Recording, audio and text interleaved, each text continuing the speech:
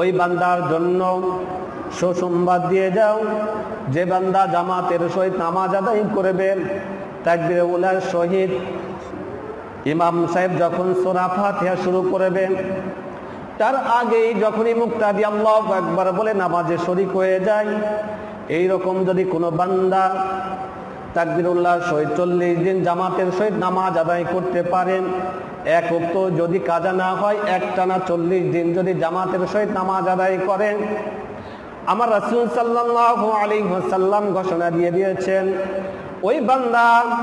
ওই বান্দার জন্য আল্লাহ রাব্বুল আলামিন জান্নাতের সুসংবাদ দিয়ে দিলেন দুনিয়া থেকে। বলেন সুবহানাল্লাহ। জান্নাত কিন্তু একটা সহজ জিনিস। আপনি 40 দিন আল্লাহর উদ্দেশ্য নামাজ পড়বেন, একটানা 40 দিন জামাতের সহিত তাকবীরুল্লাহর সহিত তাকবীর যখনই দেবেন তখনই থেকে শুরু করে 40 দিন যদি একটানা নামাজ আদায় করতে পারেন, আল্লাহ রাব্বুল আলামিন তার রাসূলের মাধ্যমে জানিয়ে দিয়েছেন ওই বান্দা জান্নাতি। শুধু তাই নয়, ওই বান্দার জন্য 5টা সুসংবাদ আছে। রাসূল আকরাম সাল্লাল্লাহু আলাইহি ওয়াসাল্লাম বলেছেন ওই বান্দা দুনিয়াতে তার খাদ্যর কোনো অভাব হবে না। দ্বিতীয় হলো ওই বান্দার জন্য কবরে আযাব হবে না, কবরের আযাবকে মাফ করে দেওয়া হবে। ওই বান্দার জন্য হাসরের ময়দানে হিসাব নিকাশ হবে না। ওই বান্দার জন্য ফুলসিরাত বিদ্যুৎ গতিতে পার হয়ে যাবে। ওই বান্দা বিনা হিসাবে জান্নাতে চলে যাবে। বলেন সুবহানাল্লাহ। ওই বান্দা দুনিয়াতে কোনো খাদ্যর অভাব হবে না, কবরের আযাব হবে না। হাসরের ময়দানে তার হাতে ডান হাতে আমলনামা দেওয়া হবে, ফুলসিরাত বিদ্যুৎ গতিতে পার হবে, আর কোনো হিসাব নিকাশ ছাড়া বিনা হিসাবে ওই বান্দা জান্নাতে চলে যাবে। বলেন সুবহানাল্লাহ। তাহলে নামাজ যদি আদায় করি উপকার না লস? একটু জোরে হবে। নামাজ যদি জামাতের সহিত তাকবীরুল্লাহর সহিত যদি আদায় করি উপকার না লস? অবশ্যই উপকার।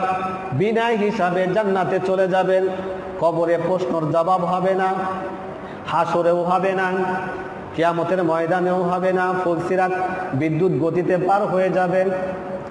আর যদি কোনো বান্দা জামাতের সহিত নামাজ আদায় না করে, জামাতে নামাজ আদায় করতে পারে তারপরও করে না, তার জন্য রাসূল আকরাম সাল্লাল্লাহু আলাইহি ওয়াসাল্লাম 9টা দুঃসংবাদ দিয়েছেন।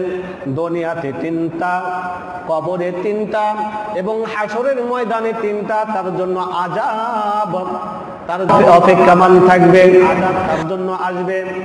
এই জন্য দুনিয়ার ময়দানে 3টা কি?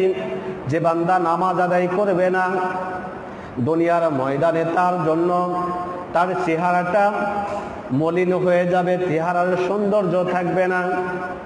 দ্বিতীয় নাম্বার হয়ে যাবে বান্দার দুনিয়াতে তার রিজিকের মধ্যে বরকত থাকবে না, এই বরকতটা আল্লাহ উঠিয়ে নেবেন।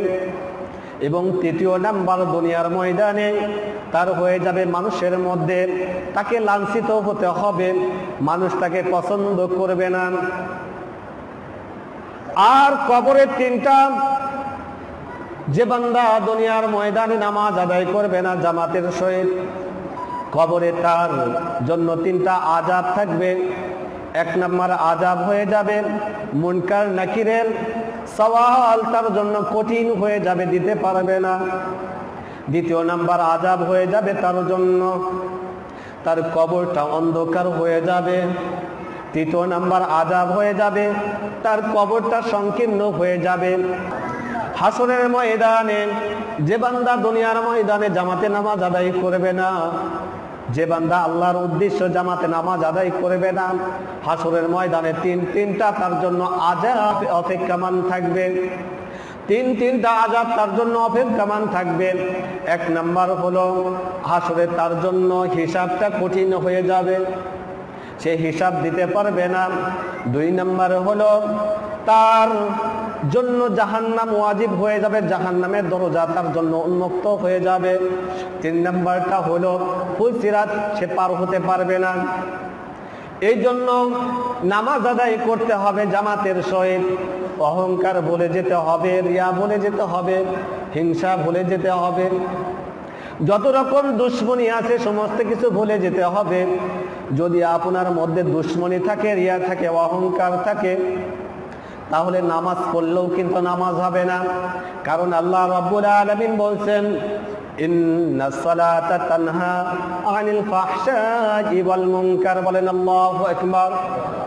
নিশ্চয়ই সেই বান্দার নামাজটা হয়ে যাবে, যে বান্দার নামাজটা হয়ে যাবে রিয়া মুক্ত, যে বান্দার নামাজটা হয়ে যাবে গীবত মুক্ত, যে বান্দার নামাজটা হয়ে যাবে দুর্নীতি মুক্ত, যে বান্দার নামাজটা হয়ে যাবে আল্লাহর উদ্দেশ্য, যে বান্দার নামাজটা হয়ে যাবে যত দুনিয়াবি ফাহশা কাজ আছে, ওই নামাজের দ্বারা যদি বান্দা ফাহশা কাজ থেকে দূরে থাকতে পারে, বান্দা যদি নামাজের দ্বারা ফাহশা কাজ থেকে দূরে থাকতে পারেন, ওই বান্দার নামাজটা কবুলাতি নামাজ হয়ে যাবে। বলেন সুবহানাল্লাহ।